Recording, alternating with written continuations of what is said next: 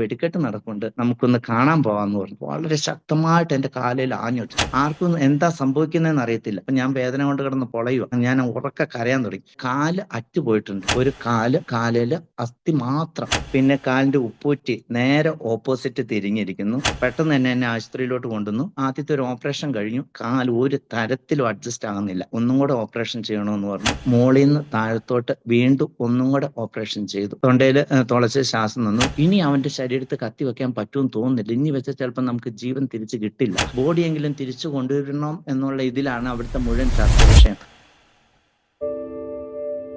ഒരു വികലാംഗൻ എങ്ങനെ വൈദികനായി? ഈശോയിൽ ഏറ്റവും സ്നേഹം നിറഞ്ഞവരെ, വൈകുന്നേരം ഞാൻ നിങ്ങളുടെ സഹനത്തെ കുറിച്ചുള്ള കാര്യങ്ങൾ കേൾക്കുകയായിരുന്നു. ഞാൻ വലിയൊരു പ്രവചനം അല്ലെങ്കിൽ ഞാനൊരു വലിയ ഇത് ധ്യാനഗുരുവൊന്നുമല്ല, എങ്കിലും എൻ്റെ ജീവിതത്തിൽ ഞാൻ അനുഭവിച്ച ഈശോയെ നിങ്ങളോട് ഒന്ന് ഷെയർ ചെയ്യാനായിട്ട് ആണ് ആഗ്രഹിക്കുക. എൻ്റെ ജീവിതത്തിൽ ദൈവം അനുഗ്രഹിച്ചു തന്ന ചില സന്ദർഭങ്ങളും അനുഭവങ്ങളും ഒക്കെ നിങ്ങളോടൊന്ന് ഷെയർ ചെയ്യാനായിട്ടാണ് ആഗ്രഹിക്കുക. പ്രത്യേകിച്ച് പരിശുദ്ധ കുർബാനയിൽ ഉള്ള ആഴപ്പെടുവാൻ ദൈവം സാധിച്ച ഒന്ന് രണ്ട് സംഭവങ്ങളാണ് ഞാൻ നിങ്ങളോടായിട്ട് ഷെയർ ചെയ്യാൻ ആഗ്രഹിക്കുന്നത്.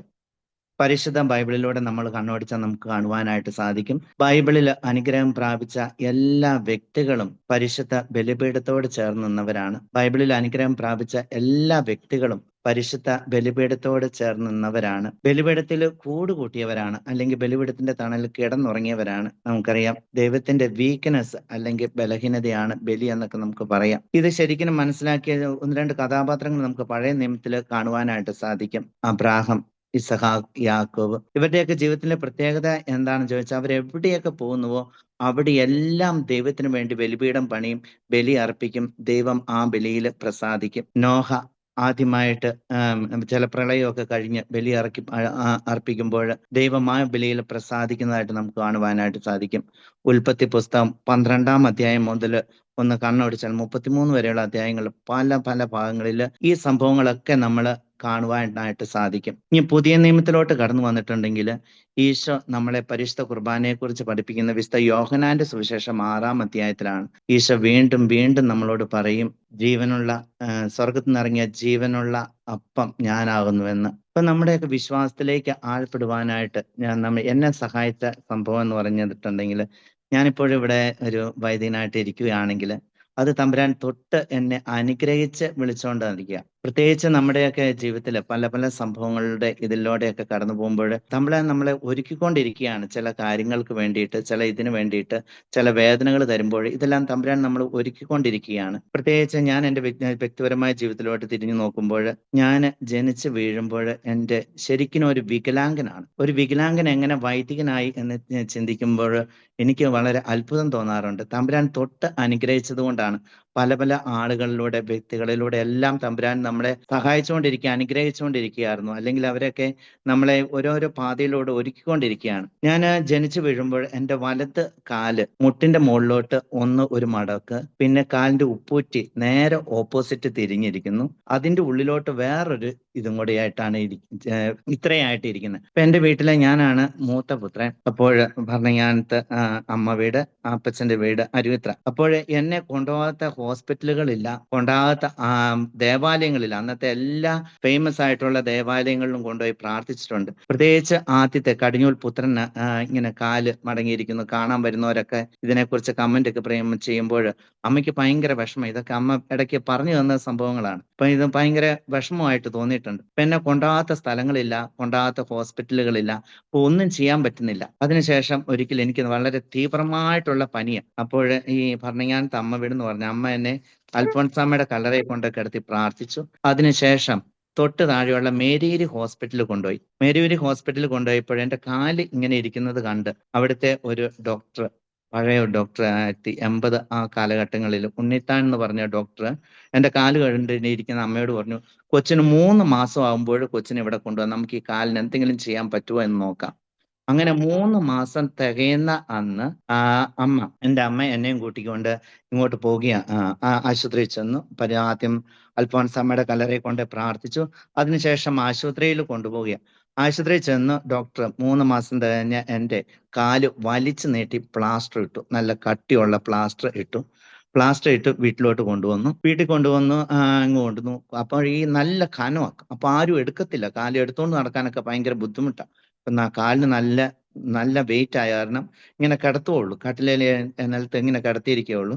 അങ്ങനെ കുറെ നാളുകൾ ഒരു 1 വയസ്സൊക്കെ ആകാറായപ്പോഴത്തേക്കും ഈ മൂത്രവും ഇതുമൊക്കെ ഈ പ്ലാസ്റ്ററിന്റെ ഉള്ളിൽ പോയി കിടന്ന് ഈ കാല് മുഴുവൻ പഴുത്ത് വ്രണമായി. അപ്പൊ ഭയങ്കരമായിട്ട് ദുർഗന്ധം വരാൻ തുടങ്ങി കാലിന്റെ ഇടയിൽ നിന്ന്. അപ്പൊ പിന്നെ ആൾക്കാരൊക്കെ അടുത്തോട്ട് വരാൻ പോലും പറ്റാത്ത ഒരു സാഹചര്യം. അപ്പൊ അടുത്ത് വരുന്നില്ല, എടുക്കുന്നില്ല. അപ്പൊ എന്റെ അമ്മയുടെ അമ്മ അവിടെയുണ്ട്. അമ്മയുടെ അമ്മ തന്നെ പോയി ഒരു കത്രിക എടുത്തോണ്ട് വന്നു. പ്ലാസ്റ്റർ എല്ലാം വെട്ടിക്കളഞ്ഞു.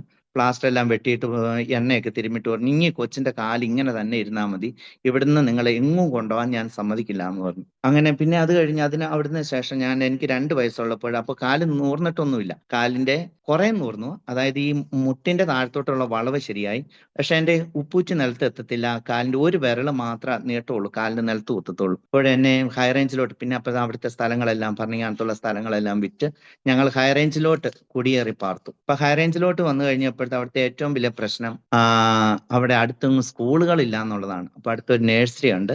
നഴ്സറിയിൽ നമ്മൾ ഒങ്ങി പോകും. അപ്പോൾ നഴ്സറി പോയി പഠിക്കും. അതിനുശേഷം 1-ാം ക്ലാസ് ആയി കഴിയുമ്പോൾ അന്ന് ഒരു 6 കിലോമീറ്റർ അല്ലെങ്കിൽ 7 കിലോമീറ്റർ എങ്കിലും ദൂരം നടന്നു പോയാലാണ് സ്കൂളുള്ളത്. അന്ന് ബസ്സില്ല, മറ്റു വണ്ടികളൊന്നുമില്ല. അപ്പൊ എന്നെ അങ്ങനെ 1-ാം ക്ലാസ്സിൽ ചേരേണ്ട പ്രായമായപ്പോ അടുത്ത് അകലെ ഈ സ്കൂളിൽ, കഞ്ഞിക്കുഴി എന്ന് പറഞ്ഞ സ്ഥലത്ത് ഒരു സ്കൂളിൽ കൊണ്ട് ചേർത്തു. അവിടെ ചെന്ന് ചേർത്തു. അപ്പോഴെനിക്ക് നടക്കത്തില്ല. അപ്പൊ ഒങ്ങിയാ പോകുന്നത്. അപ്പം കൊണ്ടുവിടാനുള്ള സമയമില്ല. വീട്ടിൽ 3-4 പശുക്കള്, വീട്ടിലെ സ്ഥലങ്ങളും കാര്യങ്ങളും ഇതെല്ലാം നോക്കണം. അപ്പൊ എടുത്തുകൊണ്ട് കൊണ്ടുവിട്ടിട്ട് തിരിച്ചു വരാനുള്ള സമയമില്ലാത്ത കാരണം തന്നെ പോകണം. അപ്പൊ ഒരു ദിവസം പോയിട്ടുണ്ടെങ്കിൽ 2 ദിവസം പോക്ക് നടക്കത്തില്ല.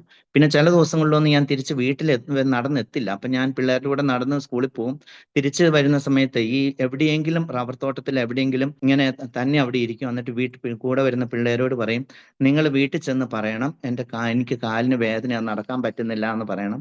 അപ്പൊ നമ്മൾ ഈ 4-5 വയസ്സുള്ള പയ്യൻ അവിടെ ഇരിക്കും. അപ്പൊ ഇരുട്ട് കൂട്ടി വീട്ടിൽ നിന്ന് പിന്നെ നടന്ന് അവിടെ വന്ന് എന്നെ എടുത്തുകൊണ്ട് വീട്ടിലോട്ട് വരുന്നു. അങ്ങനത്തെ സാഹചര്യമായിരുന്നു. അപ്പൊ അങ്ങനെ ആയി കഴിഞ്ഞപ്പോൾ അമ്മ ഇങ്ങനെ പല ദിവസങ്ങളിൽ ആവർത്തിക്കാൻ തുടങ്ങി കഴിഞ്ഞപ്പോൾ എന്നെ 1-ാം ക്ലാസ്സിൽ വെച്ച് ഈ പ്രാർത്ഥന, സ്വർഗ്ഗസ്നായ പിതാവേ നന്മ പറഞ്ഞവരെയൊക്കെ, അപ്പൊ മോൻ അവിടെ ഇരിക്കുമ്പോൾ പേടി തോന്നുവാണെങ്കിൽ ഉടനെ ഈ സ്വർഗ്ഗസ്നായ പിതാവ് നന്മ പറഞ്ഞ മറിയം പ്രാർത്ഥനയൊക്കെ ചെല്ലിയ അവിടെ ഇരുന്നോ, ഞങ്ങൾ വീട്ടിൽ നിന്ന് വന്നെടുത്തോളാം. അപ്പൊ കറക്റ്റ് സ്ഥലത്ത് ഞാൻ പറഞ്ഞു വെക്കും, ഇന്ന സ്ഥലത്ത് ഇന്ന മരത്തിന്റെ ചുവട്ടിൽ ഞാൻ ഇരിപ്പെന്ന് കൂടെ വരുന്ന പിള്ളേരോട് പറഞ്ഞു വെക്കും. അവര് വീട്ടിൽ ചെന്ന് പറയും. അങ്ങനെ തിരിച്ചു വന്ന് എടുത്തോണ്ട് പോകും. അങ്ങനെ കുറെ നാളൊക്കെ കഴിഞ്ഞു. അങ്ങനെ ഏതാണ്ട് ക്രിസ്മസ് പരീക്ഷയുടെ അവസരമായി. അപ്പൊ പരീക്ഷ എഴുതാൻ പോകാൻ പറ്റുന്നില്ല. എനിക്ക് കാലിന് നല്ല വേദനയാണ്. അപ്പോഴെന്നെ അപ്പച്ചൻ എടുത്തോണ്ട് സ്കൂളിൽ കൊണ്ട് വിട്ടിട്ട് തിരിച്ച് നടന്നു പോരാൻ പറഞ്ഞിട്ട് അപ്പച്ചൻ തിരിച്ചു പോന്നു. തിരിച്ചു വരുന്ന വഴിക്ക് ഒരു സിസ്റ്ററിനെ കണ്ടു അപ്പച്ചൻ. ദൈവദൂതനെ പോലെ തമ്പുരാൻ ഇടപെടുന്ന ഓരോരോ സാഹചര്യങ്ങളാണ്. ഒരു സിസ്റ്ററിനെ കണ്ടു. സിസ്റ്റർ അപ്പൊ ഇങ്ങനെ സംസാരിച്ചു. അപ്പൊ അപ്പച്ചനോട് ചോദിച്ചു, എവിടെ പോയതാണ്? അപ്പച്ചൻ പറഞ്ഞു, എന്റെ കൊച്ചിങ്ങനെ വികലാംഗനാണ്, അവനെ സ്കൂളിൽ എടുത്തുകൊണ്ട് കൊണ്ടുവിടാൻ വേണ്ടി ഞാൻ പോയതാണ്. തിരിച്ചവൻ ചിലപ്പം നടന്നു വരും, ഇല്ലെങ്കിൽ എവിടെയെങ്കിലും വന്നിരുന്നിട്ട് കൂട്ടുകാരോട് പറഞ്ഞു വിടും. അപ്പൊ ഞങ്ങൾ വന്നെടുത്തു. ഈ സാഹചര്യങ്ങളെല്ലാം അപ്പച്ചന് ഈ സിസ്റ്ററിനോട് പറഞ്ഞു. ഉടനെ സിസ്റ്റർ പറഞ്ഞു, ഞങ്ങൾ എറണാകുളത്ത് വികലാംഗർക്ക് വേണ്ടിയിട്ട് ഒരു സ്ഥാപനം തുടങ്ങിയിട്ടുണ്ട്, കൊച്ചിനെ അവിടെ കൊണ്ടേയാക്ക്, അറ്റ്ലീസ്റ്റ് അവന് എന്തെങ്കിലും പഠിച്ച് മുന്നോട്ട് പോകട്ടെ എന്ന് പറഞ്ഞു. അപ്പച്ചൻ ഉടനെ തന്നെ പിറ്റേ ദിവസം തന്നെ എറണാകുളത്ത് പോയി ഈ സ്ഥാപനത്തെ കുറിച്ച് കാര്യങ്ങളെല്ലാം പഠിച്ചു. തിരിച്ച് വന്നിട്ട് എന്നെ 1-ാം ക്ലാസ് ആ അവസാന മാസങ്ങളിൽ, ഒരു ജനുവരി ഫെബ്രുവരി മാസമായപ്പോഴത്തേക്ക് എന്നെ അങ്ങോട്ട് തന്നെ മാറ്റുക. അപ്പൊ ഞാൻ അവിടെ ബോർഡിങ് കൊണ്ടുപോയിട്ട്, അപ്പൊ ഞങ്ങൾ കുറച്ച് പേരും അവിടെ, കുറച്ച് പിള്ളേരുണ്ട്, കുറച്ച് ബോയ്സ് ഉണ്ട്, വേറെ സെക്ഷനിൽ കുറച്ച് ഗേൾസ് ഉണ്ട്. അങ്ങനെ കുറച്ച് തുടങ്ങിയ സ്ഥാപനം, വികലാംഗരായിട്ടുള്ള കുറെ പേരുണ്ട്. അപ്പൊ അവിടെ കൊണ്ടുപോയാക്കി. അതിന് അപ്പച്ചന്റെ തിരിച്ചു വരിക, അപ്പച്ചൻ എന്നെ അവിടെ കൊണ്ടുവിട്ടിട്ട് തിരിച്ചു വരുമ്പോൾ കണ്ണൊക്കെ നിറഞ്ഞു പോകുന്നതൊക്കെ നമുക്ക് കാണുന്നുണ്ട്. എങ്കിലും ഞാൻ സന്തോഷത്തോടെ അവിടെ തന്നെ ആയിരിക്കാൻ ശ്രമിച്ചിട്ടുണ്ടെന്നാണ് എനിക്ക് തോന്നുന്നത്. അതിനുശേഷം ഞാൻ 3-ാം ക്ലാസ്സിലോട്ട്, 1-ാം ക്ലാസ് കഴിഞ്ഞു, 2-ാം ക്ലാസ് കഴിഞ്ഞു. അപ്പൊ അവർക്ക് വണ്ടിയുണ്ട്. അപ്പൊ വണ്ടിയിൽ നമ്മളെ സ്കൂളിൽ കൊണ്ടുവിടും. സ്കൂളിൽ നിന്ന് തിരിച്ചു വരാൻ വണ്ടിയുണ്ട്. അപ്പൊ വലിയ ബുദ്ധിമുട്ടുകളില്ലാതെയാണ് പോയിക്കൊണ്ടിരിക്കുന്നത്. അപ്പൊ 3-ാം ക്ലാസ്സിൽ ഇരിക്കുന്ന തമ്പുരാന്റെ അടുത്ത ഒരു ഇടപെടൽ, അവിടെ 3-ാം ക്ലാസ്സിൽ പഠിച്ചുകൊണ്ടിരുന്നപ്പോൾ ഒരു ഡോക്ടർ, AK ജോൺ എന്ന് പറഞ്ഞ ഒരു ഡോക്ടർ ഇങ്ങനെ വികലാംഗർക്ക് വേണ്ടിയിട്ട് ഇങ്ങനെ ഒത്തിരിയേറെ സഹായിക്കുന്ന ഒരു ഡോക്ടറാണ്. ഡോക്ടർ വന്ന് എല്ലാ പിള്ളേരുടെയും കൈകളും കാലുകളും ഒക്കെ പരിശോധിക്കുകയാണ്. അപ്പൊ എന്റെ കാല് വന്ന് പരിശോധിച്ചിട്ട് പറഞ്ഞു, എത്രയും പെട്ടെന്ന് ഇവന്റെ കാല് ഓപ്പറേഷൻ ചെയ്യണം, ഈ കൊച്ചിന്റെ കാല് ശരിയാവും എന്ന് പറഞ്ഞു. ഉടനെ തന്നെ എന്നെ അടുത്ത ദിവസം തന്നെ എറണാകുളത്ത് കൊച്ചിൻ ഹോസ്പിറ്റലിൽ അഡ്മിറ്റ് ആക്കി. എന്നിട്ട് എന്റെ കാല്, വീട്ടിൽ നിന്ന് വരാനുള്ള സാവകാശം ഒന്നും കൊടുത്തില്ല, അതിനു മുമ്പ് തന്നെ കാല് ഓപ്പറേഷൻ ചെയ്തു, പ്ലാസ്റ്റർ ഇട്ട് അപ്പോഴത്തേക്കും വീട്ടിൽ നിന്ന് വന്നു. അങ്ങനെ ഇതെല്ലാം വന്ന് കുറച്ച് ദിവസങ്ങൾ കഴിഞ്ഞു. അതിനുശേഷം എന്റെ കാലിന് പ്ലാസ്റ്റർ ഒക്കെ വെട്ടി കഴിഞ്ഞപ്പോൾ ഒരു തരത്തിലുള്ള ഷൂ, പിന്നെ കാലിപ്പേഴ്സ് എന്ന് പറഞ്ഞ കമ്പിയുള്ള ഒരു ഷൂ, അര വരെയുള്ള ഒരു ഷൂ ഇടാൻ പറഞ്ഞു തന്നു. അപ്പൊ ഞാൻ ശരിക്കും ആ ഒരു ഷൂ ഇട്ടു. അത് ഇട്ടുകൊണ്ട് അത് നമ്മൾ കിടക്കാൻ നേരം മാത്രമേ അത് അഴിക്കുള്ളൂ. അത് മുഴുവൻ സമയം അത് ഇട്ടുകൊണ്ടാണ് നടക്കുന്നത്. അപ്പൊ ഇങ്ങനെ അതിപ്പോ എങ്ങനെ ഷൂ എന്ന് പറഞ്ഞാൽ ആകാശദൂത് കണ്ടിട്ടുണ്ടെങ്കിൽ നിങ്ങൾക്ക് മനസ്സിലാവും, കൊച്ചിന്റെ കാലില് ഒരു ഷൂ ഇട്ട് നടക്കുന്ന അതേപോലെയാണ് ഞാൻ നടന്നുകൊണ്ടിരുന്നത്. അത് കഴിഞ്ഞിട്ട് ഒരു 7ാം ക്ലാസ് ആയി കഴിഞ്ഞപ്പോൾ ഡോക്ടർ അരയ്ക്കുന്ന ഉള്ള ഭാഗം മാറ്റി മുട്ടിന്റെ താഴത്തേക്കുള്ള ഭാഗത്തോടെ അങ്ങ് മുറിച്ച് ഉള്ള ഷൂ ആക്കി, മുട്ടിന്റെ താഴത്തോട്ടുള്ള കമ്പിയുള്ള ഷൂ ആക്കി. അങ്ങനെ 10ാം ക്ലാസ് ആയി കഴിഞ്ഞപ്പോൾ എന്നോട് പറഞ്ഞു ഇനി ഷൂവിന്റെ ആവശ്യമില്ല, നോർമലായിട്ട് നടന്നാൽ മതി എന്ന് പറഞ്ഞ് 10ാം ക്ലാസ് ആയപ്പോൾ ഷൂ എല്ലാം മാറ്റി. അപ്പോഴത്തേക്ക് എന്റെ കാല് നന്നായിട്ട് നടക്കാൻ പകത്തുന്ന ഒരു വിധത്തിൽ നോർമലായി. അപ്പോൾ എനിക്ക് ഒരു അച്ഛനാകണം എന്നുള്ള ഒരു ആഗ്രഹം എനിക്ക് ഒരിക്കലും ഉണ്ടായിട്ടില്ല. എന്റെ ഏറ്റവും വലിയ ആഗ്രഹം ഒരു ഡോക്ടർ ആകണമെന്നായിരുന്നു. അപ്പൊ ഞാൻ അവിടെയുള്ള സിസ്റ്റേഴ്സിനോടും അല്ല അച്ഛന്മാരോടൊക്കെ ഞാൻ പറയും എനിക്കൊരു ഡോക്ടർ ആകണം. അപ്പൊ അവരെനിക്ക് മാക്സിമം സപ്പോർട്ടായിരുന്നു. അത്യാവശ്യം പഠിക്കാനുള്ള നന്നായിട്ട് പഠിക്കുമായിരുന്നു ആ സമയത്തൊക്കെ. സ്കൂളിലൊക്കെ അത്യാവശ്യം നന്നായിട്ട് പഠിക്കും. അപ്പൊ എനിക്ക് മാക്സിമം സപ്പോർട്ടാണ്. 10ാം ക്ലാസ് കഴിഞ്ഞപ്പോൾ അവിടുത്തെ ഡയറക്ടേഴ്സിനോട് ഞാൻ പറഞ്ഞു എനിക്ക് ഡോക്ടർ ആകണം. അപ്പൊ അതനുസരിച്ച് അവരെനിക്ക് കോളേജിൽ അഡ്മിഷൻ വരെ എടുത്തു. സെക്കൻഡ് ഗ്രൂപ്പിന് വേണ്ടിയിട്ട് അഡ്മിഷൻ ഒക്കെ എടുത്തു. PDC എന്നത്തെ സെക്കൻഡ് ഗ്രൂപ്പിൽ അഡ്മിഷൻ വരെ തയ്യാറാക്കി വെച്ചു. അതിനുശേഷം വീട്ടിലൊക്കെ വന്നു കഴിഞ്ഞ് ഞാൻ ഒരു ധ്യാനം കൂടാൻ വേണ്ടി പോയി. അതിനു മുമ്പ് ഒരു സംഭവം നടന്നിട്ടുണ്ട് എന്നാന്ന് ചോദിച്ചാൽ, ആ സമയത്താണ് നമ്മുടെ ഫ്രാൻസിസ് അസിസിയുടെ റിലിക്സ് ആയിട്ട് കേരളത്തിലോട്ട് വരുന്നത്. അന്ന് എനിക്ക് ഈ ആലുവയിലുള്ള ഒരു ആശ്രമത്തില് ഈ ഫ്രാൻസിസിയുടെ ആ രൂപത്തില് മാല അർപ്പിക്കാനുള്ള ചാൻസ് എനിക്കാണ് കിട്ടിയത്. അവിടെ ചെന്ന് കഴിഞ്ഞപ്പോൾ ഈ ബ്രദേഴ്സിനെ എല്ലാം കണ്ടു കഴിഞ്ഞപ്പോൾ എനിക്കൊരു ഉള്ളിൻ്റെ ഉള്ളിൽ ഒരു ആഗ്രഹം, എനിക്കും ഇതുപോലെ ഒരു ബ്രദർ ആകണമെന്നൊരു ആഗ്രഹം. അങ്ങനെ ഞാൻ അത് വെക്കേഷൻ SLC കഴിഞ്ഞ് വീട്ടിൽ വന്ന് ഞാൻ അമ്മയോട് പറഞ്ഞു എനിക്ക് സെമിനാരി പോകണമെന്ന് ആഗ്രഹമുണ്ട്, ഞാൻ സെമിനാരി പോവാന്ന് പറഞ്ഞു. അപ്പൊ അമ്മ പറഞ്ഞു നീ വികലാംഗനാണ്, നിന്നെ സെമിനാരിൽ എടുക്കില്ല, അതുകൊണ്ട് നീ അതിനെക്കുറിച്ച് ചിന്തിക്കണ്ട എന്ന് പറഞ്ഞു. അപ്പൊ ഞാൻ എൻ്റെ വികാരിയച്ഛൻ്റെ അടുത്ത് ചെന്നു. വികാരിയച്ഛനോട് ഞാൻ പറഞ്ഞു അച്ഛാ എനിക്ക് സെമിനാരി പോകണമെന്നാണ് ആഗ്രഹം. അതിനുശേഷം അപ്പൊ അച്ഛൻ പറഞ്ഞു അതിനെന്നാ, നിന്നെ എടുത്തോളൂ, നിനക്ക് കുഴപ്പമൊന്നും ഇല്ലല്ലോ എന്ന് പറഞ്ഞു. ഞാൻ പിറ്റേ ദിവസം ആ ബലത്തിൽ പിറ്റേ ദിവസം അമ്മേനെയും കൂട്ടിക്കൊണ്ട് വികാരിയച്ഛൻ്റെ അടുത്ത് വന്നു. അപ്പൊ അമ്മയോട് വികാരിയച്ഛൻ പറഞ്ഞു തമ്പുരാന്റെ ഹിതം അതാണെങ്കിൽ അത് തന്നെ നടക്കും, അവൻ സെമിനാരി പൊക്കോട്ടെ എന്ന് പറഞ്ഞു. അങ്ങനെ ആദ്യം ഞാൻ ലെറ്റർ എഴുതുന്നത് ഈ ഭരണങ്ങാനത്തുള്ള ദീപ്തി ഭവനിൽ ദീപ്തിയിലോട്ട് ആണ് ലെറ്റർ എഴുതുന്നത്. അങ്ങോട്ട് ലെറ്റർ എഴുതി ഞാനൊരു വികലാംഗനാണ്, ഓപ്പറേഷൻ ചെയ്ത് കാല് നേരെയായി, ഇപ്പൊ എൻ്റെ കാലിന് കുഴപ്പമൊന്നുമില്ല, എനിക്ക് സെമിനാരി ചേരണം എന്ന് ആഗ്രഹമുണ്ടെന്നൊക്കെ പറഞ്ഞ് ലെറ്റർ എഴുതി. എനിക്ക് ഉടനെ തന്നെ റിപ്ലൈ, 2 ദിവസത്തിനുള്ളിൽ തന്നെ ഒരു റിപ്ലൈയും കിട്ടി, ഒരു കാർഡ് കിട്ടി, സെമിനാരി ചേരാൻ ഇന്ന ദിവസം ഇന്റർവ്യൂവിന് വേണ്ടിയിട്ട് ദീപ്തി ഭവനിൽ വരണമെന്നൊക്കെ പറഞ്ഞു. ഞാൻ അന്നേ ദിവസം അവിടെ ചെന്ന് കഴിഞ്ഞപ്പോൾ എല്ലാവർക്കും ഞാൻ നോക്കിയപ്പോൾ അവിടെ ഒത്തിരി പിള്ളേർ, ഒരു 10-100 പിള്ളേരെങ്കിലും ഉണ്ട് ഇന്റർവ്യൂവിന് വേണ്ടിയിട്ട്. എല്ലാവർക്കും ഇംഗ്ലീഷ് ബൈബിൾ വായിപ്പിക്കുന്നു, ഹിന്ദി ബൈബിൾ വായിക്കാൻ കൊടുക്കുന്നു, മലയാളം ബൈബിൾ വായിപ്പിക്കുന്നു. എല്ലാവരും എൻ്റെ ഇന്റർവ്യൂ എന്ന് പറഞ്ഞിട്ടുണ്ടെങ്കിൽ ഇവർ ഈ ലെറ്റർ എല്ലാം എടുത്ത് നോക്കിയിട്ട് എന്നോട് പറഞ്ഞു ആ ഹോളിക്കൂടെ ഒരു 3 പ്രാവശ്യം അങ്ങോട്ടും ഇങ്ങോട്ടും നടക്കാൻ പറഞ്ഞു. ഞാൻ 3 പ്രാവശ്യം അങ്ങോട്ടും ഇങ്ങോട്ടും നടന്നു. അവർ കാല് ശരിക്കും ഒബ്സർവ് ചെയ്തിട്ട് പറഞ്ഞു ഇത് കുഴപ്പമൊന്നുമില്ലല്ലോ, നിനക്ക് സെമിനാരി ചേരാൻ കുഴപ്പമൊന്നുമില്ല. ഇപ്പൊ എൻ്റെ ഇന്റർവ്യൂ കഴിഞ്ഞു. എന്നോട് പറഞ്ഞു റിസൾട്ട് അറിഞ്ഞിട്ട് സെമിനാരി ഒന്നും കൂടെ വരാൻ പറഞ്ഞു. അപ്പൊ ഞാൻ റിസൾട്ട് അറിഞ്ഞ അന്ന് തന്നെ വീണ്ടും ചെന്നു, അമ്മയും കൂട്ടിക്കൊണ്ട് ചെന്ന്. അപ്പോഴാണ് ഡീറ്റെയിൽ ആയിട്ടുള്ള കാര്യങ്ങളൊക്കെ പറയുന്നത്. അപ്പൊ അവർ MST എന്നോട് പറഞ്ഞു നമുക്ക് 3 റീജൻ ആണുള്ളത്, ഉജ്ജയിൻ, സാംഗ്ലി ആൻഡ് മാണ്ഡ്യ. ഈ റീജൻ ആണുള്ളത്, ഇവിടെയാണ് MSTയിൽ ഇതൊക്കെ വർക്ക് ചെയ്യുന്നത്. ഇവരിനെ കുറിച്ചുള്ള കാര്യങ്ങളെല്ലാം ഡീറ്റെയിൽ ആയിട്ടെല്ലാം പറഞ്ഞു. അതിനുശേഷം ഉജ്ജയിന്റെ കാര്യം പറഞ്ഞിട്ട് പറഞ്ഞു ഇപ്പൊ ഉജ്ജയിന് വേണ്ടിയിട്ടും പിള്ളേരെ എടുക്കുന്നുണ്ട്, ഉജ്ജയിൻ ഇങ്ങനെ പോകുമ്പോൾ 3 ദിവസത്തെ ട്രെയിനിൽ യാത്ര ചെയ്ത് അവരങ്ങനെയാണ് പോകുന്നത് എന്നെല്ലാം പറഞ്ഞു. അപ്പൊ എൻ്റെ ഏറ്റവും വലിയ ആഗ്രഹം എനിക്ക് എങ്ങനെയെങ്കിലും ഒന്ന് ട്രെയിനിൽ കയറണം. എൻ്റെ ആഗ്രഹം ഞാൻ അച്ഛനോട് പറഞ്ഞു എനിക്ക് ഉജ്ജയിന് പോയാൽ മതി എന്ന് പറഞ്ഞു. എങ്ങനെയായാലും എനിക്കൊന്ന് ട്രെയിനിൽ കയറണം. ഞാൻ അതുവരെ ട്രെയിൻ കണ്ടിട്ടുണ്ടെങ്കിൽ ഇതുവരെ ഒന്നും കയറിയിട്ടില്ല അതിൻ്റെ അകത്ത്. അപ്പൊ എൻ്റെ ഏറ്റവും വലിയ ആഗ്രഹം ട്രെയിനിൽ കയറണമെന്നാണ്. അപ്പൊ ഞാൻ ട്രെയിനിൽ കയറണം എന്നുള്ള വലിയ ആഗ്രഹത്തോടു കൂടി ഞാൻ പറഞ്ഞു, എനിക്ക് അമ്മ എൻ്റെ അടുത്തിരുന്ന് എന്നെ വഴക്ക് പറയുന്നുണ്ട്, കായലും കാലിലൊക്കെ തട്ടുന്നുണ്ട്, നീ ഇവിടെ നിന്നാ മതി, നീ എന്തിനാ അങ്ങോട്ട് പോകുന്നത് എന്നൊക്കെ അമ്മ ഉള്ളിൻ്റെ ഉള്ളിലും പറയുന്നുണ്ട്. എനിക്ക് തട്ടുന്നത്, എനിക്ക് അമ്മയുടെ ഫേസ് എനിക്ക് ശരിക്കും വായിക്കാനും പറ്റുന്നുണ്ട്. അപ്പൊ ഞാൻ പറഞ്ഞു എനിക്ക് എങ്ങനെയാണെങ്കിലും ഉജ്ജയിന് പോയാൽ, എൻ്റെ ഉള്ളിൻ്റെ ഉള്ളിൽ എന്താണെന്ന് അറിയില്ല, എനിക്ക് ട്രെയിനിൽ കയറണം. അപ്പൊ അച്ഛൻ എന്നെ നിരുത്സാഹപ്പെടുത്തുന്നുണ്ട്. അച്ഛൻ പറയുന്നുണ്ട് നമുക്ക് 3 വർഷം കഴിയുമ്പോൾ ഞങ്ങൾ 4ാമത്തെ വർഷം അല്ലെങ്കിൽ 5ാമത്തെ വർഷം നീ ഉജ്ജയിനിലോട്ട് പോകുന്നുണ്ട്, അന്നേരം പോയാൽ മതി. അല്ല ഞാൻ പറഞ്ഞു അല്ലാതെ എനിക്ക് ഇപ്പൊ തന്നെ ഉജ്ജയിന് പോകണമെന്നുള്ള ഇതിലായി. അപ്പൊ എനിക്ക് മിഷൻ പ്രവർത്തനം എന്നാണ് ഇതൊന്നും അറിയത്തില്ല എങ്കിലും ഞാൻ പറഞ്ഞു എനിക്ക് ഉജ്ജയിന് പോയാൽ മതി, ഒരു മിഷണറി ആയാൽ മതി എന്ന് പറഞ്ഞു. അങ്ങനെ എനിക്ക് ഉജ്ജയിനിലോട്ട് വന്നു. ഉജ്ജയിനിൽ വന്ന് ഞാൻ ഇവിടെ തുടങ്ങി. ആദ്യം കുഴപ്പമില്ലാതെ പോയി. പക്ഷെ ഈ തണുപ്പ് കാലം ആയി കഴിഞ്ഞാൽ ഒരു തരത്തിലും എൻ്റെ കാല് അഡ്ജസ്റ്റ് ചെയ്യാൻ പറ്റത്തില്ല. വേദനയോ വേദന. തണുപ്പ് കാലം തുടങ്ങിക്കഴിഞ്ഞാൽ ഭയങ്കര വേദന. എന്നാലും ഞാൻ വേദന സഹിച്ച് പറഞ്ഞു വിടൂല്ലോ എന്നുള്ളൊരു പേടിയിൽ കളിക്കാൻ പോകുന്നു. ആരോടും പറയാതെ കളിക്കാൻ പോകുന്നു. ബാക്കി എല്ലാ കാര്യങ്ങൾക്കും പോകും. പക്ഷെ എനിക്ക് എന്റെ കാൽ ഒരു തരത്തിലും അഡ്ജസ്റ്റ് ആവുന്നില്ല തണുപ്പ് കാലം. അങ്ങനെ ഫസ്റ്റ് ഇയർ കഴിഞ്ഞു. സെക്കൻഡ് ഇയർ ഇതുപോലെ തന്നെ. ഒരു തണുപ്പ് കാലം ആയി കഴിഞ്ഞാൽ എൻ്റെ ഒരു നവംബർ തൊട്ട് ഒരു ഫെബ്രുവരി മാർച്ച് മാസം വരെ എൻ്റെ കാലിന് വേദന എന്ന് പറഞ്ഞ വേദന. തണുപ്പ് കൊണ്ട് ഭയങ്കരമായിട്ട് വേദന. പിന്നെ ഞാൻ തേർഡ് ഇയർ ആയി. പ്ലസ് ടുവിന്റെ സമയമായി. കഴിഞ്ഞു കഴിഞ്ഞപ്പോൾ ഞാൻ തീരുമാനിച്ചു, ഡിസംബർ ജനുവരി സമയമായി. കാലിന് ഇതുപോലെ തന്നെ വേദന, ഭയങ്കര വേദന. ഞാൻ വിചാരിച്ചു എനിക്ക് ദൈവവിളി ഇല്ല. ഞാൻ ചെന്ന റെട്ടസിന്റെ അടുത്ത് എന്ന് പറഞ്ഞു, അച്ഛാ ഞാൻ സെമിനാരിയിൽ നിന്ന് പോവുക, എനിക്ക് ദൈവവിളി ഇല്ല. കാരണം ഞാൻ 3 വർഷമായിട്ട് ഇത് അനുഭവിക്കുക. എൻ്റെ കാൽ ഒരു തരത്തിലും അഡ്ജസ്റ്റ് ആകുന്നില്ല. 3 വർഷമായിട്ട് എൻ്റെ കാലിന് വേദനയാന്ന് പറഞ്ഞു.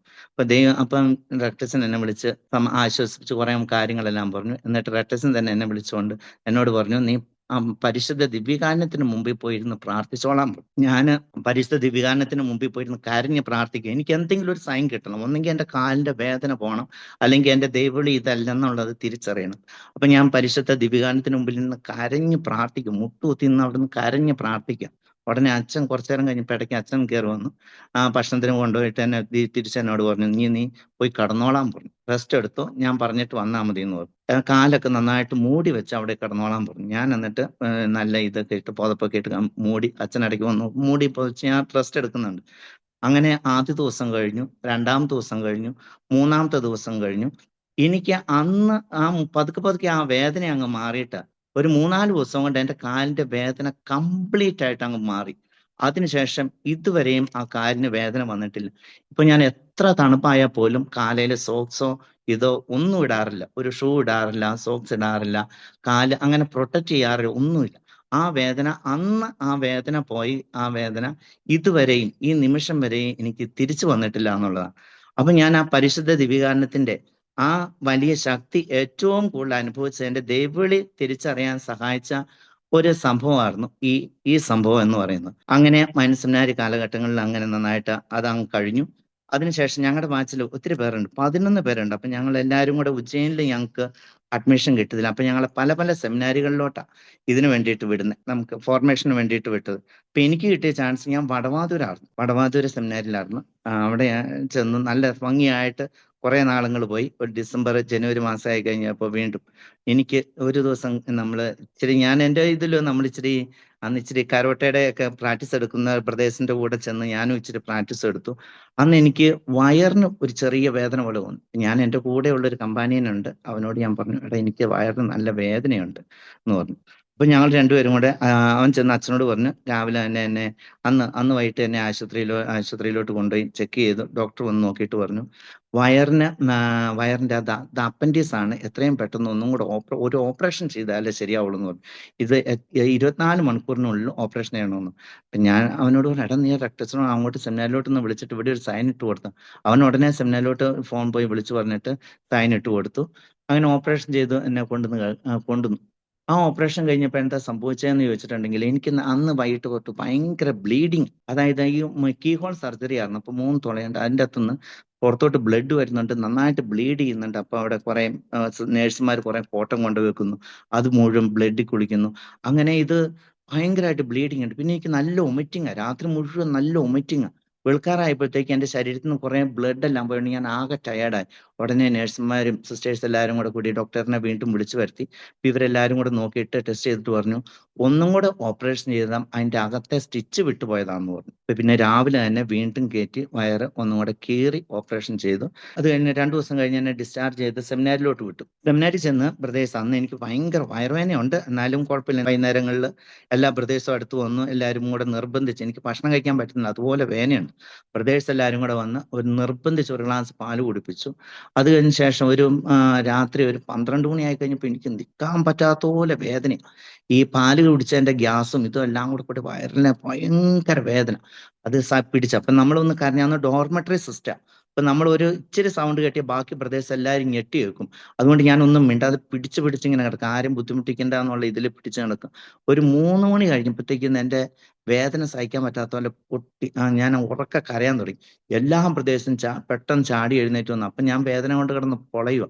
പെട്ടെന്ന് തന്നെ എന്നെ ആശുപത്രിയിലോട്ട് കൊണ്ടുവന്നു. ആശുപത്രി കൊണ്ടുവന്നു കഴിഞ്ഞിട്ട് വീണ്ടും അവർ ചെക്ക് ചെയ്തിട്ട് പറഞ്ഞു, വീണ്ടും സ്റ്റിച്ച് വിട്ടുപോയി, ഒന്നും കൂടെ ഓപ്പറേഷൻ ചെയ്യണമെന്ന് പറഞ്ഞു.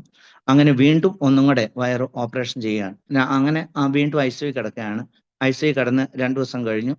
2-3 ദിവസം കഴിഞ്ഞപ്പോൾ എനിക്ക് ഡോക്ടേഴ്സ് ഇനി എന്തെങ്കിലും കഴിക്കാൻ കൊടുക്കാൻ പറഞ്ഞു. കഴിക്കാൻ വേണ്ടിയിട്ട് എനിക്കൊരു ആപ്പിളിന്റെ ഒരു പീസ് കഴിച്ചതേ ഉള്ളൂ. എൻ്റെ വയറ് ഭയങ്കരമായിട്ട് ഇങ്ങനെ വീർത്തിങ്ങോട്ട് പോകും. ഭയങ്കരമായിട്ട് ഇങ്ങനെ വീർത്ത് വന്നിട്ട് ഇപ്പൊ ഡോക്ടേഴ്സ് എല്ലാവരും ആർക്കും എന്താ സംഭവിക്കുന്നതെന്ന് അറിയത്തില്ല. ഉടനെ രക്തത്തിനും എല്ലാവരും വന്നു, സെമിനാരിയിൽ നിന്ന് അച്ഛന്മാരെല്ലാം വന്നു, അറിയാവുന്ന ഡോക്ടേഴ്സിനെ എല്ലാവരെയും വിളിച്ചു വരുത്തി. എല്ലാവരും കൂടെ കൂടി ആലോചിച്ചിട്ട് പറഞ്ഞു, നമുക്ക് ഒന്നും കൂടെ ഓപ്പറേഷൻ ചെയ്യാം എന്നുള്ള തീരുമാനത്തിലെത്തി. അങ്ങനെ വയറ് മോളിൽ നിന്ന് താഴത്തോട്ട് വീണ്ടും ഒന്നും കൂടെ ഓപ്പറേഷൻ ചെയ്തു. അങ്ങനെ ഓപ്പറേഷൻ ചെയ്ത് അന്നേരമാണ് കണ്ടുപിടിച്ച് ഇവർ ആദ്യം ഈ സ്റ്റിച്ച് എടുത്ത് ഈ കുടലും കൂടെ കൂട്ടി സ്റ്റിച്ച് ഇട്ടായിരുന്നു. അത് എടുത്തു വിട്ടു. അങ്ങനെ എടുത്തെല്ലാം വിട്ട് നോർമലായിട്ട് എന്നോട് പറഞ്ഞു, ഇനി ഒരു 6 മാസത്തിന് വയറിന് വേദനയായിരിക്കും എന്ന് പറഞ്ഞു. അങ്ങനെ എനിക്കാണ് എപ്പോഴും വേദന. അപ്പൊ എന്നോട് പിന്നെ ഇവിടുന്ന് ഉജ്ജയിനിൽ നിന്ന് പിതാവ് പറഞ്ഞു, നീ അവിടെ പഠിക്കണ്ട, ഒന്നാമത് നോക്കാനും ഒന്ന് അന്വേഷിക്കാനും പറ്റുന്നില്ല, തിരിച്ച് ഉജ്ജയിന് പോരാൻ പറഞ്ഞു. അങ്ങനെ തിരിച്ച് ഞാൻ ഉജ്ജയിനിൽ വന്ന് എന്നോട് പറഞ്ഞു ഫസ്റ്റ് ഇയർ റിപ്പീറ്റ് ചെയ്യാൻ പറഞ്ഞു. അങ്ങനെ ഞാൻ ഫിലോസഫി ഫസ്റ്റ് ഇയർ ഇവിടെ റൂഹാലെ സെമിനാരിയിൽ റിപ്പീറ്റ് ചെയ്യുക. എനിക്ക് ഇടയ്ക്കിടയ്ക്ക് എനിക്കാണ് ഭയങ്കര വേദനയാണ്. ഇപ്പോഴും 6 മാസം എന്ന് പറഞ്ഞിട്ട് എനിക്ക് എപ്പോഴും വേദന. അപ്പൊ എനിക്ക് വേദന കൂടുമ്പോൾ ഞങ്ങൾക്ക് ഇവിടെ ഒരു ഹോസ്പിറ്റലുണ്ട്, ഡയസിന്റെ ഒരു ഹോസ്പിറ്റലുണ്ട്. അവിടെ കൊണ്ടുപോകും. അവർ പെയിൻ കില്ലർ ഇഞ്ചക്ഷൻ തരും. ആ ഒരു ബലത്തിൽ ഒരാഴ്ച 1.5 ആഴ്ച പോവും. വീണ്ടും വേദന കൂടും. ചില ദിവസങ്ങളിൽ രാത്രിയിൽ പകൽ എന്നെ ഹോസ്പിറ്റലിൽ കൊണ്ടുവരും വേദന കൂടുമ്പോൾ. അങ്ങനെ അതങ്ങ് തള്ളി നീക്കി. പിന്നെ അത് പെട്ടെന്ന് ആ വേദന അങ്ങ് കുറഞ്ഞു വന്നു. അതിനുശേഷം ഒരു ജനുവരി ആ ഒരു വർഷം അങ്ങനെ കുറഞ്ഞു വന്നു. ഒരു സെക്കൻഡ് ഇയർ ഒക്കെ ആയി കഴിഞ്ഞപ്പോൾ ഇതുപോലെ കണ്ടിന്യൂ വേദന വന്ന് അങ്ങ് കുറഞ്ഞു, വേദന കൂടിയും കുറഞ്ഞു നിൽക്കും. പെട്ടെന്ന് എനിക്കൊരു പനിയും ഇതെല്ലാം കൂടെ വന്നു. അത് കഴിഞ്ഞിട്ട് എൻ്റെ വയറ്റിൽ നിന്ന് മോശം പോകുന്നില്ല.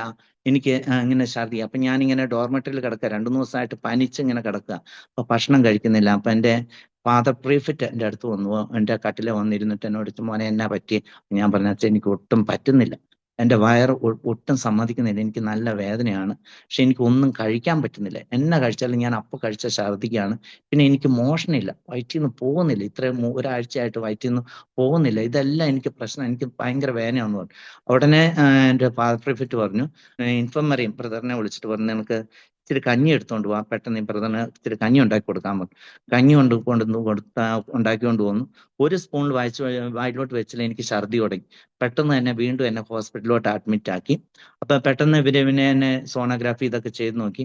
അപ്പൊ അവിടെ സോണോഗ്രാഫി ചെയ്തുകൊണ്ടിരുന്ന സമയത്ത് തന്നെ ഡോക്ടറിനെ ആശുപത്രിയിൽ നിന്ന് ഇങ്ങോട്ട് വിളിച്ചു വരുത്തിയിട്ട് അപ്പൊ ഇത് കണ്ടുപിടിച്ചു, എൻ്റെ വയറ് ഈ ആദ്യം സ്റ്റിച്ച് എടുത്തെടുത്ത് മുഴുവൻ ബ്ലോക്കായി കിടക്കുക, അവിടെ പഴുത്ത് ബ്ലോക്കായി കിടക്കുക. അപ്പൊ എന്നെ ഇൻഡോറിലോട്ട് വലിയ ഹൈ ഹോസ്പിറ്റലിലോട്ട് റെഫർ ചെയ്തു. അപ്പൊ ഞാൻ ഉജ്ജയിനിലെ ഇൻഡോറില് ഹോസ്പിറ്റലിലോട്ട് അവിടെ ചെന്ന് ഹോസ്പിറ്റലിൽ അഡ്മിറ്റ് ആയി. അപ്പൊ എനിക്ക് നല്ല പനിയുണ്ട്. ഇവിടുന്ന് നേഴ്സുമാരുടെ എല്ലാം കൂടെയാണ് എന്നെ വണ്ടിയിലാണ് അങ്ങോട്ട് കൊണ്ടുവന്നത്. അപ്പൊ അതിന് ശേഷം എനിക്ക് ഞാൻ ഛർദിക്കുന്ന മുഴുവൻ ഈ പച്ച കളറിലെ വെള്ളം ഛർദിച്ച് കൂട്ടുന്നത്.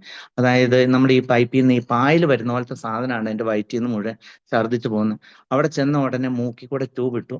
ഈ ട്യൂബിൽ കൂടെ മുഴുവനും ഈ പച്ച കളറിലുള്ള പായൽ പോലെ സാധനം പുറത്തോട്ട് വന്നുകൊണ്ടിരിക്കുന്നു. അത് നിറയും, ഒരു പാത്രം വെക്കാതെ നിറയും, അതുകൊണ്ട് കളയും. അങ്ങനെ 2 ദിവസം പിന്നെ നല്ല പനി. ഇത് മാറാൻ വേണ്ടി വെയിറ്റ് ചെയ്തു. അപ്പോഴത്തേക്കും അവിടെ ചെന്ന സമയം ഒത്തിരിയേറെ സംഭവങ്ങൾ അതിൻ്റെ ഇടയിൽ കൂടെ കടന്നു പോകുന്നുണ്ട്. അതിനുശേഷം അവിടെ ഈ ആദ്യത്തെ ഒരു ഓപ്പറേഷൻ കഴിഞ്ഞു.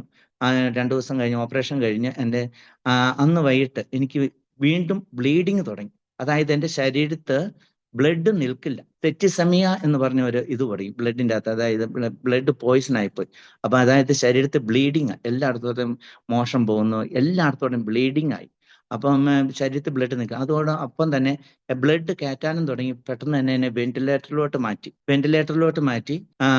ശ്വാസം ആദ്യം വായിക്കൂടെ തന്നിട്ട് ശ്വാസം എടുക്കാതെ ഇരുന്നുകൊണ്ട് തൊണ്ട തുളച്ച് തൊണ്ടയിൽ കൂടെ ഇതിട്ടു. അതിന്റെ പാടിപ്പോഴും തൊണ്ടയിൽ ഇവിടെ അങ്ങനെ തന്നെ കിടക്കുന്നുണ്ട്. തൊണ്ടയിൽ തുളച്ച് ശ്വാസം നിന്നു. അന്ന് സെമിനാറിലുണ്ടായിരുന്ന എല്ലാ പ്രദേശത്തിന്റെയും ബ്ലഡ് കയറ്റാൻ തുടങ്ങി. അങ്ങനെ 128 കുപ്പി ബ്ലഡ് കയറ്റി.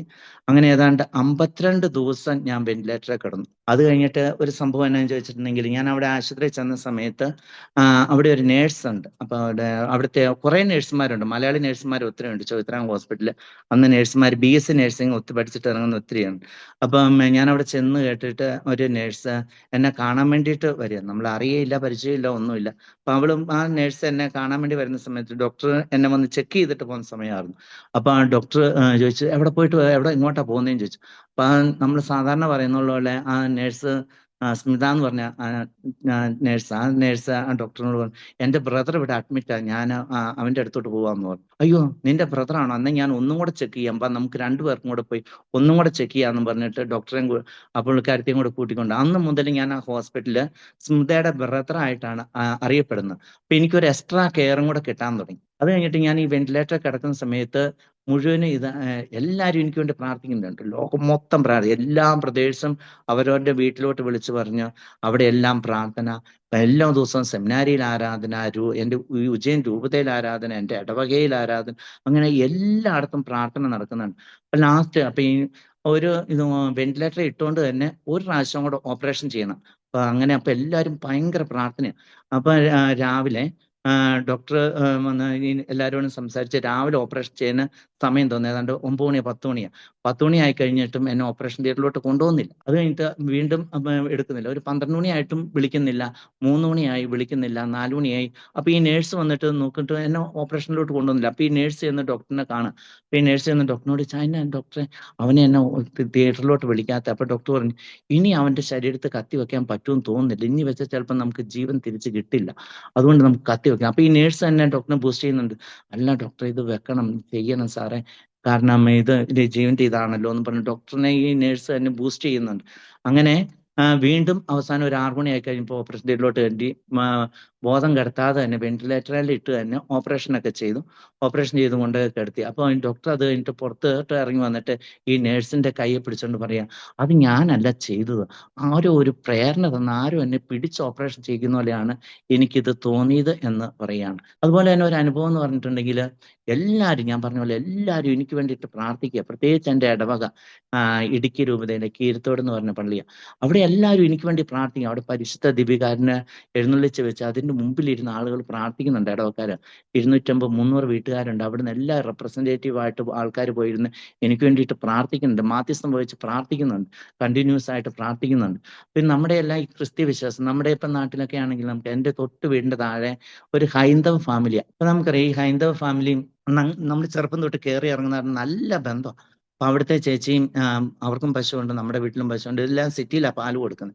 ഒരു ദിവസം നമ്മൾ എല്ലാവരും ആ സിറ്റി മുഴുവൻ ചർച്ച വിഷയം എന്നെയാണ്, എന്നെക്കുറിച്ച്. അപ്പം വീട്ടിൽ ഫോണില്ലാത്ത കാരണം വൈകുന്നേരങ്ങളിൽ അടുത്ത വീട്ടിലോട്ടൊക്കെ ഫോൺ വരും. അപ്പൊ ചർച്ചയില്ല, അവിടുത്തെ മുഴുവൻ ചർച്ച എൻ്റെ ബോഡിയെങ്കിലും തിരിച്ചു കൊണ്ടുവരണം എന്നുള്ള ഇതിലാണ് അവിടുത്തെ മുഴുവൻ ചർച്ച വിഷയം. അപ്പൊ ഈ ചേച്ചി ഇത് കേട്ടിട്ട് അവിടെ നിന്ന് ഉറക്കെ വിളിച്ചു പറഞ്ഞു, നിങ്ങളുടെ ദൈവം ജീവനുള്ള ദൈവമാണെങ്കിൽ ഷോണി ഇവിടെ ജീവനോടെ തിരിച്ചു വരും.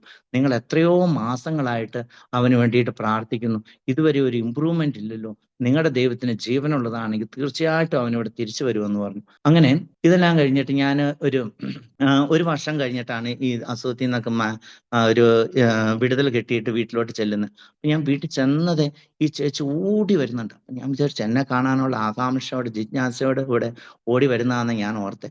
എൻ്റെ അടുത്ത് ഓടി വന്നിരുന്നിട്ട് 2 കൈയും കൂപ്പിടിച്ച് കരഞ്ഞുകൊണ്ട് പറയാ, റോണി, ഏത് ദൈവത്തിലാണോ നീ വിശ്വസിക്കുന്നത്, ആ ദൈവം ജീവനുള്ള ദൈവമാണ്, അതിൽ നിന്ന് ഒരിക്കലും നീ കൈവിടരുത് എന്നാണ് പറഞ്ഞു. ഞാൻ പറഞ്ഞ നമ്മുടെയൊക്കെ വിശ്വാസം എന്നെ പോലും അതിശയിപ്പിച്ച് കളഞ്ഞു. കാരണം ഒരു ഹൈന്ദവ സ്ത്രീയുടെ വിശ്വാസ പ്രഘോഷണമായിരുന്നു. അപ്പൊ നമ്മുടെയൊക്കെ ജീവിതത്തിൽ ചിലപ്പോൾ ക്ലേശങ്ങൾ, ദുരിതങ്ങൾ, ബുദ്ധിമുട്ടുകളൊക്കെ ഉണ്ടാകുമ്പോൾ നമ്മളൊക്കെ എങ്ങോട്ടോ ഓടിപ്പോകുന്നു, അല്ലെങ്കിൽ നമ്മളൊക്കെ എവിടെയാണ് എത്തിപ്പെടുന്നതെന്ന് ചിന്തിച്ചു നോക്കും. നമ്മൾ ഒരിക്കൽ ചിലപ്പോഴൊക്കെ ആണെങ്കിൽ നമുക്ക് ആ ജീവനുള്ള ദൈവത്തിന്റെ പുത്രനായ ക്രിസ്തുവിലേക്ക് നമുക്ക് വരുവാൻ സാധിക്കുമെങ്കിൽ തീർച്ചയായിട്ടും നമ്മുടെ ജീവിതത്തിൽ അത്ഭുതങ്ങൾ സംഭവിക്കും. പരിശുദ്ധ ദിവ്യകാരുണ്യത്തിന് മുമ്പിലേക്ക് നമുക്ക് കടന്നു വരുവാൻ സാധിക്കുകയാണെങ്കിൽ തീർച്ചയായിട്ടും അവിടെ അനുഗ്രഹങ്ങൾ, അത്ഭുതങ്ങൾ നടക്കും. എൻ്റെ ജീവിതത്തിലും നിങ്ങളുടെ ജീവിതത്തിലും ക്ലേശങ്ങളും ദുരിതങ്ങളും ബുദ്ധിമുട്ടുകളും ഒക്കെ ഉണ്ടാകുമ്പോൾ ആ ദിവ്യകാരുണ്യത്തിന് മുമ്പിലേക്ക്, ആ പരിശുദ്ധ കുർബാനയുടെ മുമ്പിലേക്ക് ആത്മാർത്ഥമായിട്ട് തികഞ്ഞ വിശ്വാസത്തോടെ എനിക്കും നിങ്ങൾക്കും കടന്നു വരുവാനായിട്ട് സാധിക്കുമെങ്കിൽ തീർച്ചയായിട്ടും അവിടെ അത്ഭുതങ്ങളും അടയാളങ്ങളും നമ്മുടെ കൺമുൻപിൽ തന്നെ സംഭവിക്കുന്നതായിട്ട് കാണുവാനായിട്ട് സാധിക്കും.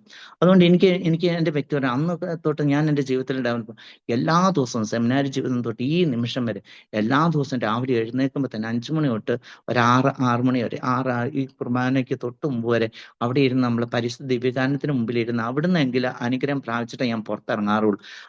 ആ ഒരു ഭക്തിയിൽ നമുക്ക് കടന്നു വരുവാൻ സാധിക്കുകയാണ്. പരിശുദ്ധ ദിവ്യകാരുണ്യത്തിനോടുള്ള ഭക്തിയിൽ കടന്നു വരുവാനായിട്ട് സാധിക്കുമെങ്കിൽ നമ്മുടെ മുൻപിൽ അത്ഭുതങ്ങളും അടയാളങ്ങളും ഒക്കെ നടക്കുന്നതായിട്ട് നമുക്ക് കാണുവാനായിട്ട് സാധിക്കും. അപ്പൊ പരിശുദ്ധ കുർബാനയിലുള്ള പരിശുദ്ധ ദിവ്യകാരുണ്യത്തിന്റെ ഭക്തിയിൽ വളർന്നു വരുവാനായിട്ട് നമുക്ക് പരിശ്രമിക്കാം. ഇതൊരു ഒത്തിരിയേറെ അനുഭവങ്ങളുണ്ട്. ഞാൻ ഇങ്ങനെ ഈ സംഭവങ്ങളൊക്കെ പറഞ്ഞ സമയത്ത് ഞാൻ ഈ കത്തീഡ്രലിലെ ഉജ്ജയിൻ രൂപതയുടെ കത്തീഡ്രലിലെ വികാരിയായിട്ട് 6 വർഷം സേവനം ചെയ്ത.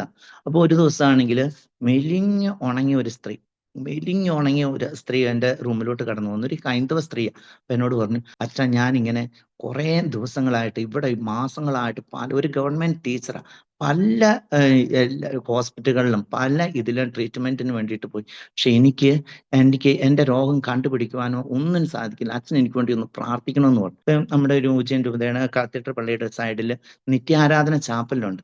അവിടെ സിസ്റ്റേഴ്സ് എപ്പോഴും ആരാധന നടത്തി അവിടെ ഇരുന്ന് ആരാധിക്കുന്ന സിസ്റ്റേഴ്സ് ഉണ്ട്. അപ്പം ഞങ്ങൾ ഇടയ്ക്ക് അവിടെ പോയി പ്രാർത്ഥിക്കുന്നുണ്ട്. അപ്പം ഞാൻ ഈ ചേച്ചിനെ വിളിച്ചുകൊണ്ട് ആ പരിശുദ്ധ ദിവ്യകാരുണ്യത്തിന് മുമ്പിൽ ചെന്നിരുന്ന് ഞാൻ കുറച്ചു നേരം അതിൻ്റെ തലയിൽ കൈവച്ച് പ്രാർത്ഥിച്ചു. ചേച്ചിയോട് പറഞ്ഞു, ഇത് ജീവനുള്ള ദൈവത്തിന്റെ പുത്രനായ ക്രിസ്തു ഇവിടെയുണ്ട്.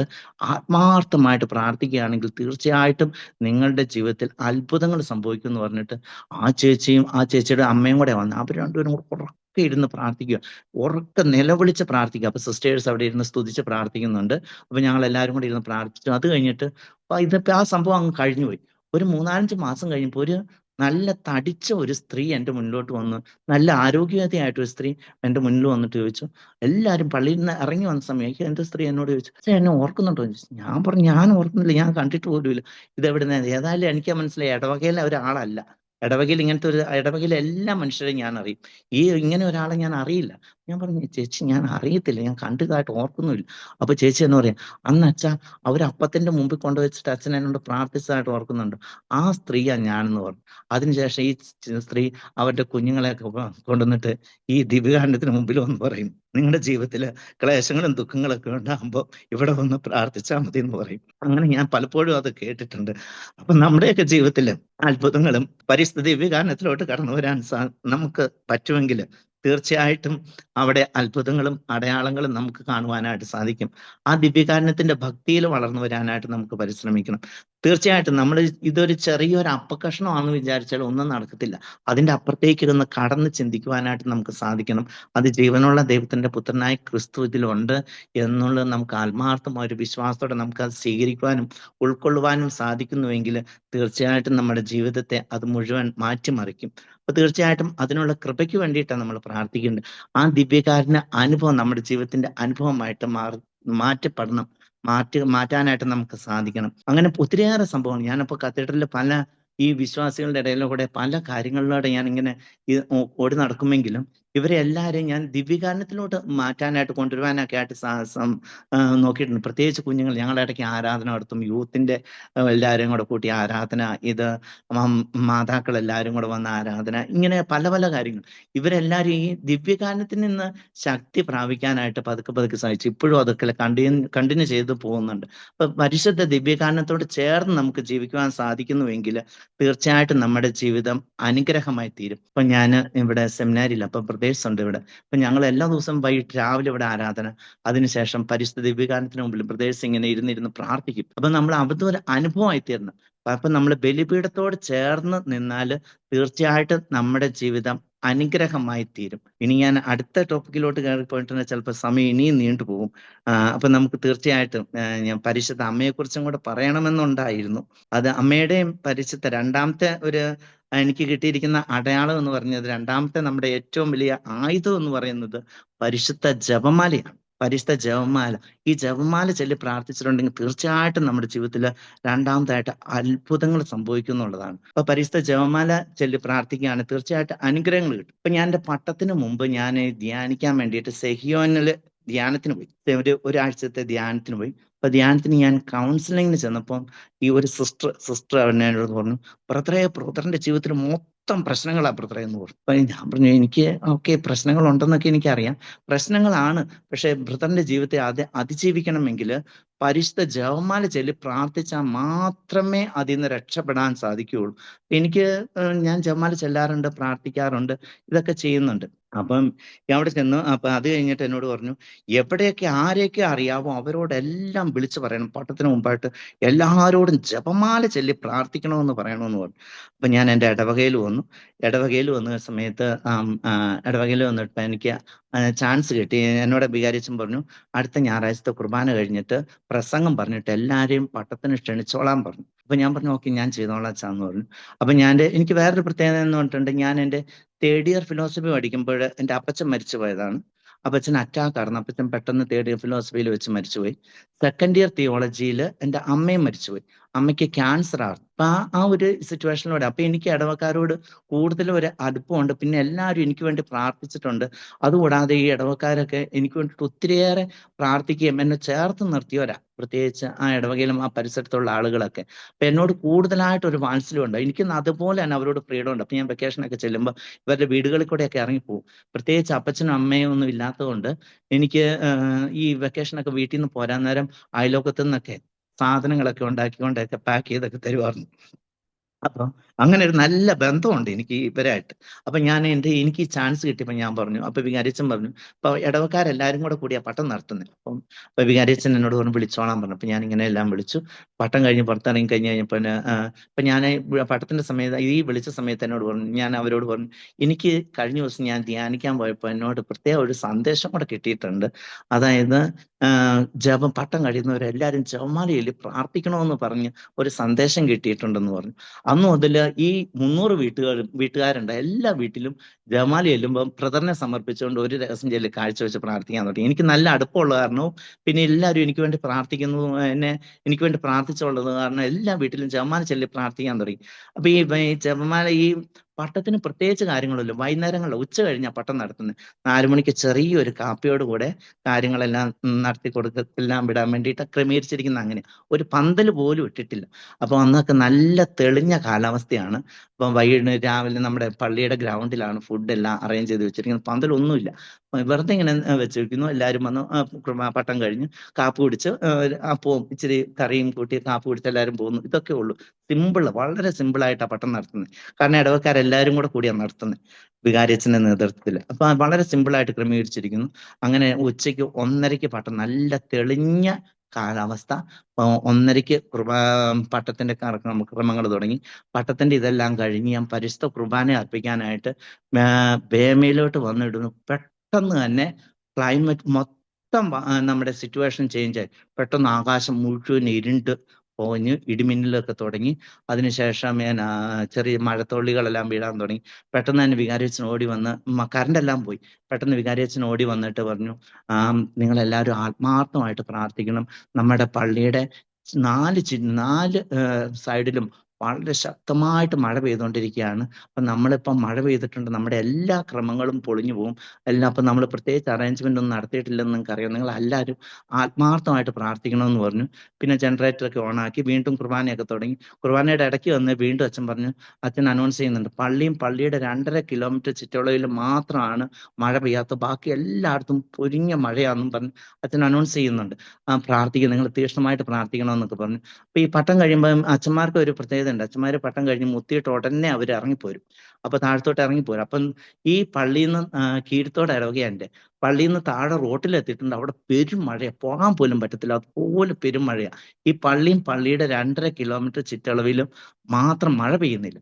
അതെല്ലാം പട്ടമെല്ലാം കഴിഞ്ഞ് ഒരു 7 മണിയായപ്പോൾ തുടങ്ങിയ മഴ പിറ്റേ ദിവസം രാവിലെ ഒരു 7 മണി വരെ കണ്ടിന്യൂസ് ആയിട്ട് നിർത്താതെ തോരാത്ത മഴയായിരുന്നു. അതിനുശേഷം ഒരാഴ്ചത്തെ ഇത് കഴിഞ്ഞപ്പോഴാണ് എനിക്ക് അനുമോദന മീറ്റിംഗ് വെച്ചത്.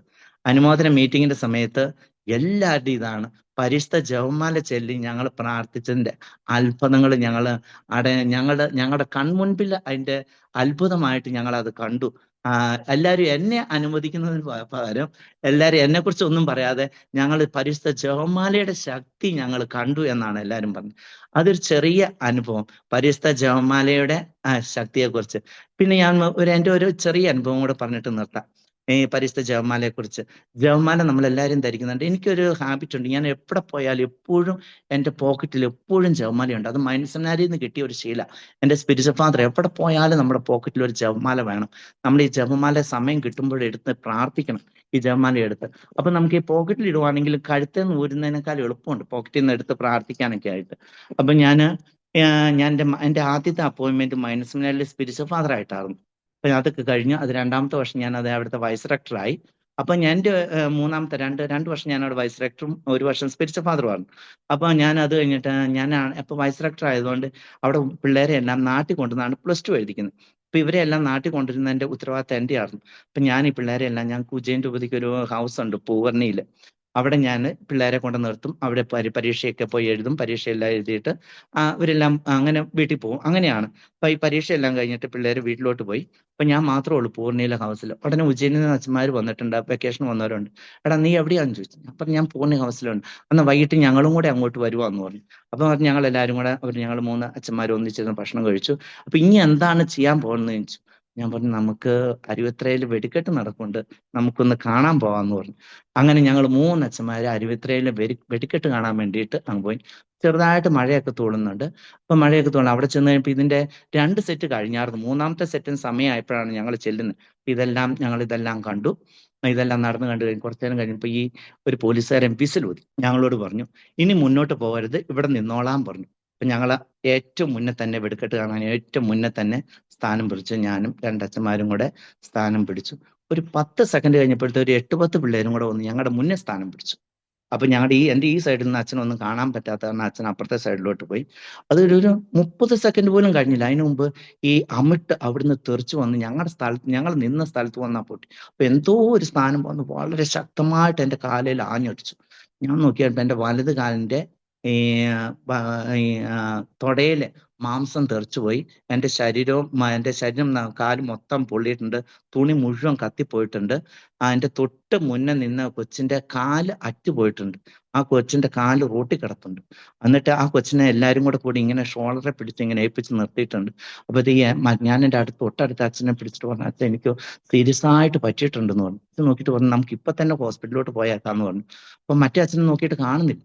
അപ്പൊ ഞങ്ങൾ പിന്നെയും പേടിച്ചു. എല്ലാവരും കൂട്ടക്കാർച്ചയും ബഹളവും ഒക്കെയാണ്. കുറച്ചു നേരം കഴിയുമ്പോഴത്തേക്ക് ഒരു ആംബുലൻസ് ഓടി വന്നു.